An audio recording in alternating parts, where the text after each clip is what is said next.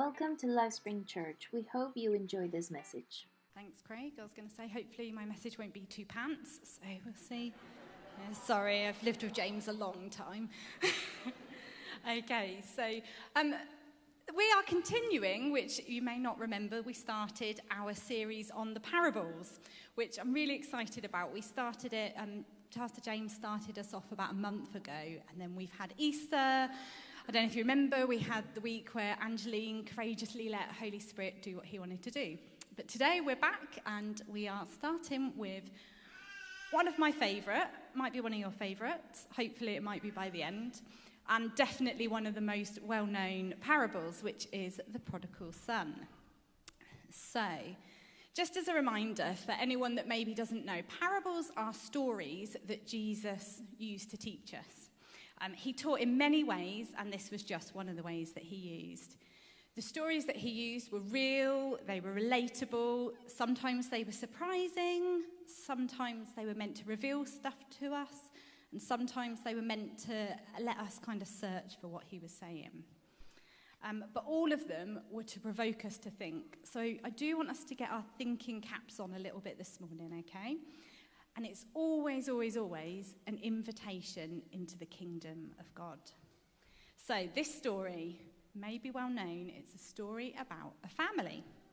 It is especially a story about a father whose love is so much deeper than any love that we know on this earth. So much more extravagant than what we might expect. And it's also about each of us and how we respond to that love. So, as I've said, it's a well-known one, but I am going to read it just in case.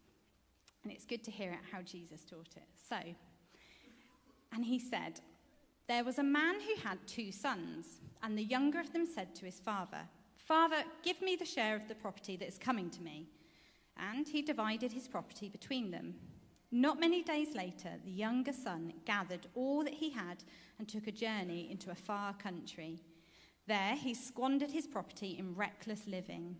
And when he had spent everything, a severe famine arose in that country, and he began to be in need.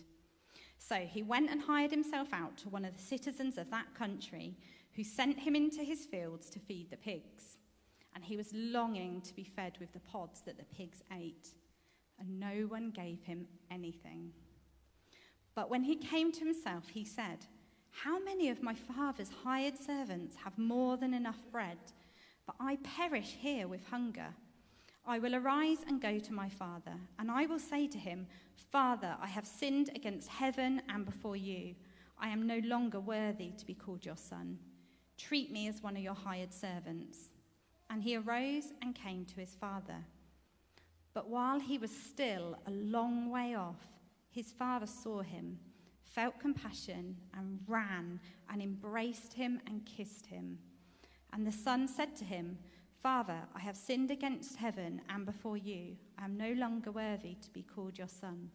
But the father said to his servants, 'Bring quickly the best robe and put it on him. Put a ring on his hand and shoes on his feet. Bring the fattened calf and kill it. Let us eat and celebrate. For this my son was dead and is alive again. He was lost and is found.' And they began to celebrate. Now his older son was in the field, and as he came and drew near to the house, he heard music and dancing. And he called one of the servants and asked what these things meant, and said to him, 'Your brother has come, and your father has killed the fattened calf, because he's received him back safe and sound.' But he was angry and refused to go in. His father came out and entreated him, but he answered his father, 'Look, these many years I have served you, and I never disobeyed your command. Yet you never gave me a young goat that I may celebrate with my friends. But when this son of yours came, who has devoured your property with prostitutes, you killed the fattened calf for him.' And he said to him, 'Son, you are always with me, and all that I have, all that is mine is yours. It was fitting to celebrate and be glad, for this your brother was dead and is alive. He was lost and he is found.'"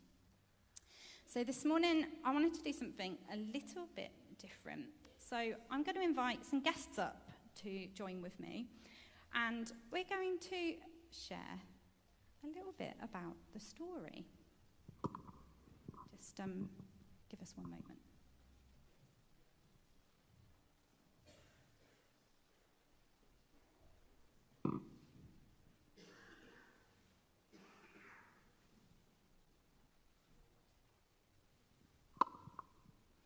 One, two, three. Excellent. All my guests are here.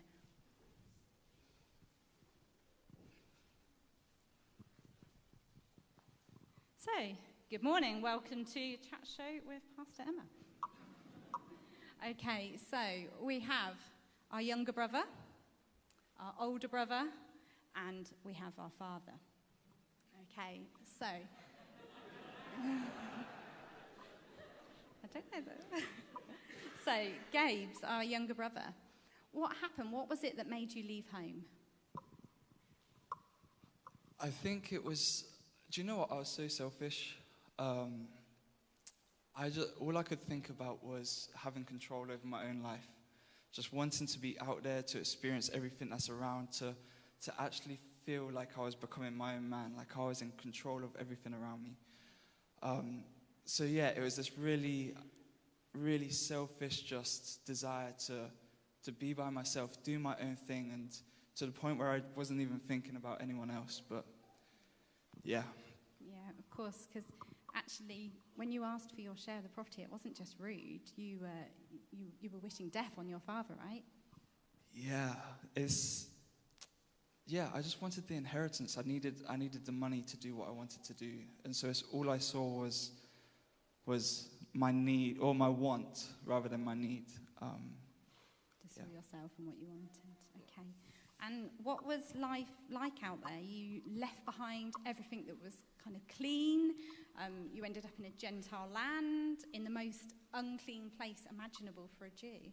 What was it like? Yeah, at first I thought it started off great. I felt like I was having these amazing experiences. I had people around me. And then the realization kind of hit that I was not in a good place. I was someone who was, like you said, around people that I wasn't supposed to be associated with. I kind of was losing the sense of my identity,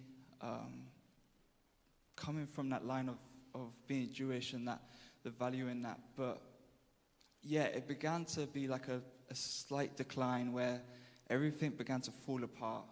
All of a sudden, so it's like first off, it's like glory days, having fun, and then the truth comes and hits pretty hard.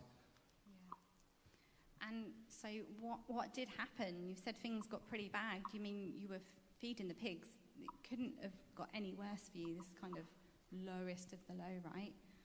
Yeah, I lost everything. I lost people around me. I lost money. I mean, we're talking. You mentioned about unclean. You got unclean, you got pigs, and then there was me. Like, all sense of value had gone. It was, I could not be any worse in my own eyes than I was in that moment to not have anything. Thank you. So you were the lowest of the low. What was it that made you kind of wake up and decide to come back? I think it was realizing there's no way out. And the only hope was to return to my father, the one who had given me everything. And the way he even treated his servants with honor and respect, I was just thinking, if even there's a slim chance that he would make me a servant, I'm so much better off than being with the pigs. Right. And so then when you came back, I mean, can't help but notice the robe, the ring, the sandals.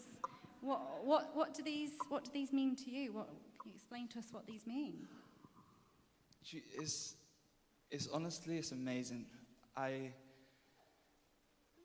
It means full acceptance, like fully restored into the family. I'm not on the outside. There was no room for me to question whether I was in or out. It was his love and kindness that brought me back. And so every time I wear these, it's like I'm clothed in sonship and I walk in sonship. And so that realization of he loves me to the point where he's brought me back and restored me to who he saw me to be. And I'm forever grateful for that. That's wonderful. Thanks so much, you for sharing. I know it's been a really hard time. So, Julian, older brother, left at home. How did it feel for you when your brother came back and he got that amazing welcome? You're the firstborn, you had all the honour. Did it kind of feel a little bit like he'd stolen your spotlight? Finally, I get a mic and I can voice my opinion. I'm not buying anything he said I don't know if we anyway. should have given him a mic now. I was seething, very, very angry, because how do you get to just go and waste all that, leave the family, go do your own thing, and you just have the audacity to walk through the door again? And I was beside myself. I'm like, how is this going on, right? I've been here all the time and doing what I need to do, and this happens. An understandable response. So, what was your reaction when the fattened calf came out and they had this massive celebration? The servants will tell you I was very hurt. Here I am, even during the summer months and hay fever months, I'm out in the field doing all the stuff that I need to do. Working my bottom off in the fields. And did I ever get any recognition? Did you ever say, well done, thank you?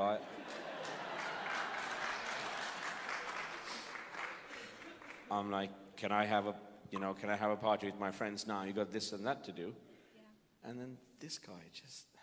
This guy. And so what did you think about your father? He went running out. I mean, that's dishonorable, right? Like, that's bringing shame on him, on the family. That's not like a normal thing in your culture for the father to be doing. Yeah, he doesn't run for anything, right?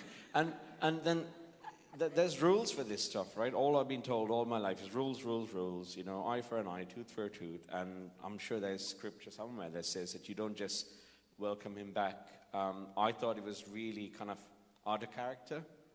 And I was really confused. I really didn't understand why was he so welcoming and saying, oh, you've gone and squandered everything. But look, let me just bring you back in here. I love you so much. I was really confused. I'm not really sure what happened there. And so you were kind of outside the celebration. I don't want to say having a strop because that, puts your feelings down. But you were outside, you were refusing to go in. Dad comes out and speaks to you. What did he say to you? We had a good conversation. And realistically, in a nutshell, what he said to me is, all of this is yours. You're always with me. You've always been with me. This is all yours. So I kind of got a different view of, okay, it wasn't really like, oh, this is your portion, that everything was mine already. Yeah. I think he'd put a bit of responsibility on my shoulders and expected me to be the bigger brother and he could rely on me. But he said, I think the thing that hit me the most was, he said, your brother was lost. We thought he was dead, he's gone, but now he's back.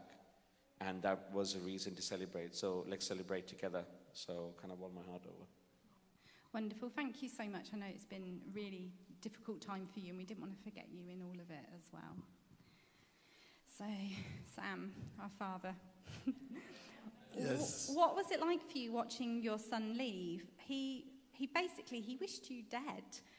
Most fathers wouldn't have responded to that request with, sure, have it. Why did you? It was heart-wrenching. For anybody who's ever lost a loved one, it's heart-wrenching. But unconditional love frees, empowers. Any love that does not give freedom or empower the person is conditional. Right. Any love that does not free another person or empower another person is not unconditional love. So I had to let him go. And we've just kind of touched on this when I was asking Julian the question, why did you run to him? Like, you could have walked. Men of your status, they don't run. That's not the done thing, right? Why did you run? I wish death was like this. Anybody who's ever lost a father, a mother, a child, a sibling, that they would suddenly appear out of nowhere.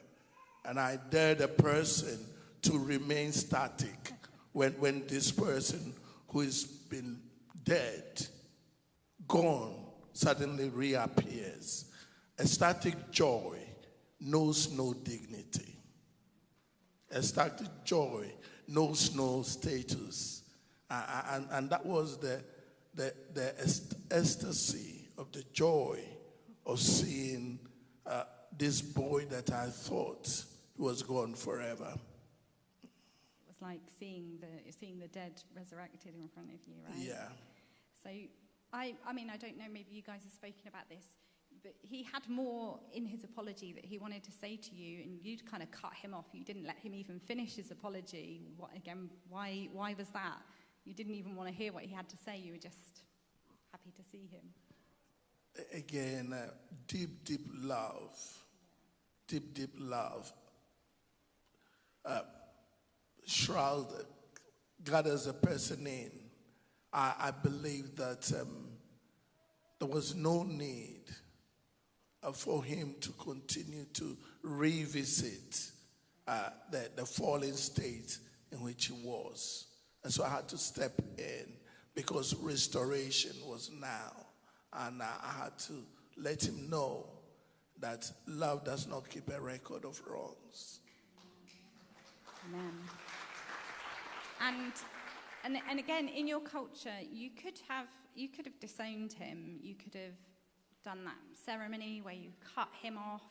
Why did you choose not to? Why did you choose to restore him instead? It's about identity. Even if he denies me, he's a part of me. My image will always be in him.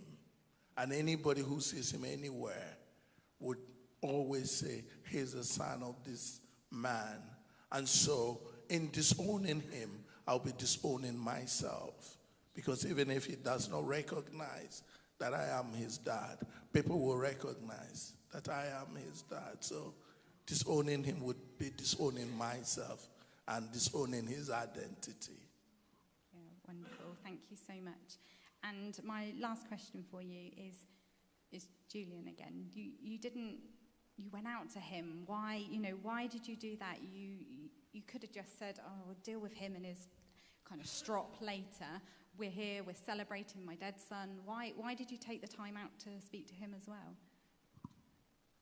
Again, it's deep love, and I wanted Julian to know that I do not love his brother more than I love him, and I wanted both boys to be at home, to be with me, and anybody who is at the verge of losing a loved one, material does not. You will give everything you have to keep your loved one.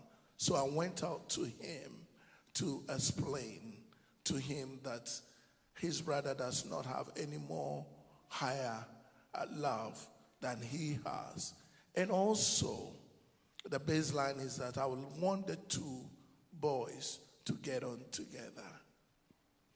Wonderful. Thank you so much for sharing with us. Just an incredible story. Thank you for coming and sharing your heart with us all. You give them a round of applause.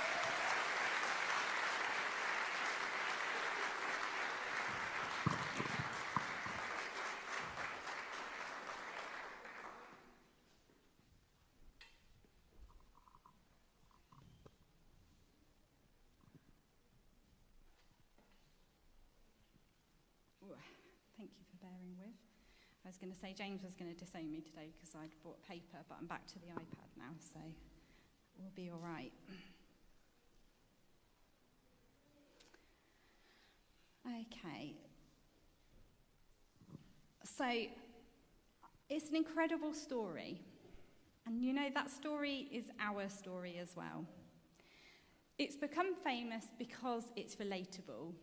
It's called The Prodigal Son because I think quite often we can relate to the son. But the important thing in that story is that father's love. And what an incredible job that Sam did of bringing out that father's heart for us.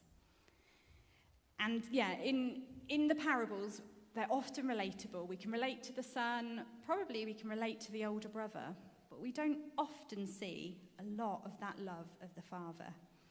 Now, what I want to point out is that when we're sat here today, we're thinking with our modern lenses. We're thinking, as we are in the 21st century, we're not thinking about the Jewish culture. For many of us, we think parental love is unconditional. That goes without saying. So the Father's response might not shock us as much as it would have done then. What he did was absolutely shocking, that he would restore him as a son. Even after big mistakes, it just shows how far and how deep his love goes, and how he showed it publicly too. Back then, the Father running, forgiving before he could even finish apologising, and throwing a feast was completely against the cultural norms of honour, respect, discipline. According to culture, the son should have faced shame. He should have been disowned or punished, but instead he was fully restored. In that story, and especially at the time, it would have been over the top, love that was completely over the top. And, this is intentional. Jesus is showing us that God's love is not like ours. It's not like, I don't know what your dads were like, it's not like the best dad in the world. It's bigger, it's deeper, it's more extravagant than we can imagine. And this story ends open. I don't know if you've ever noticed that. The story just stops.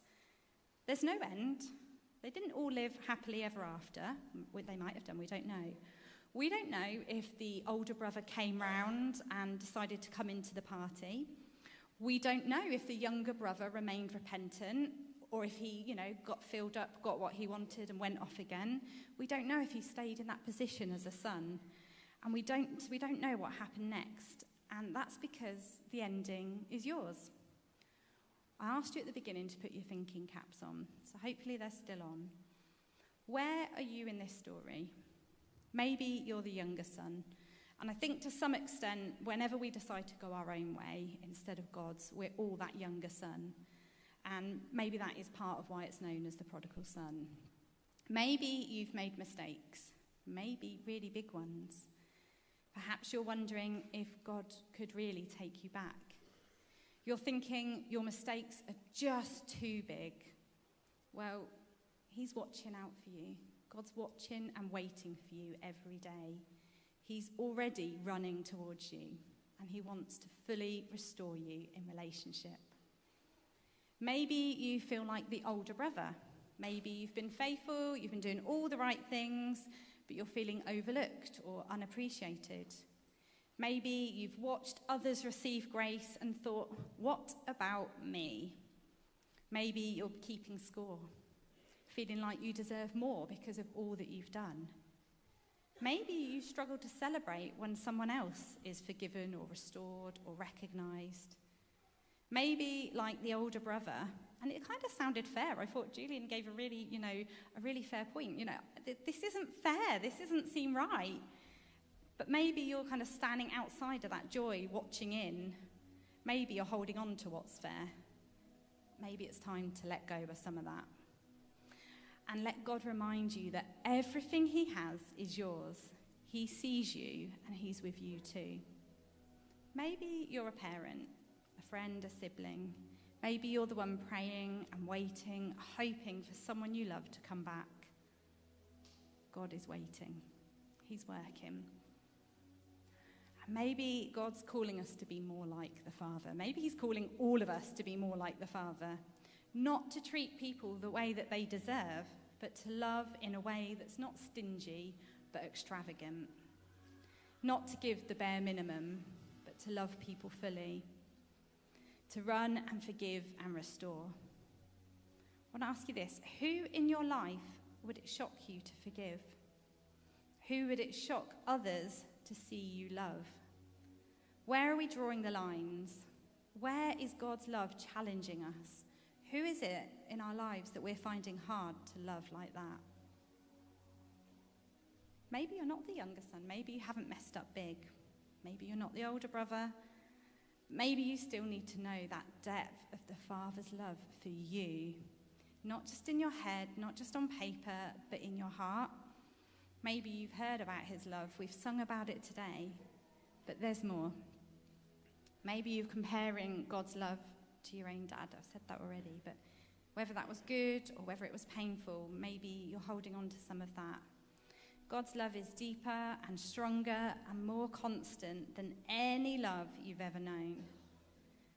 Maybe we just need to rest in that.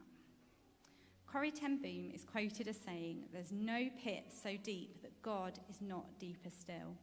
And that younger son, he was at the pits, the lowest of the low. But for the father, his love went deeper still.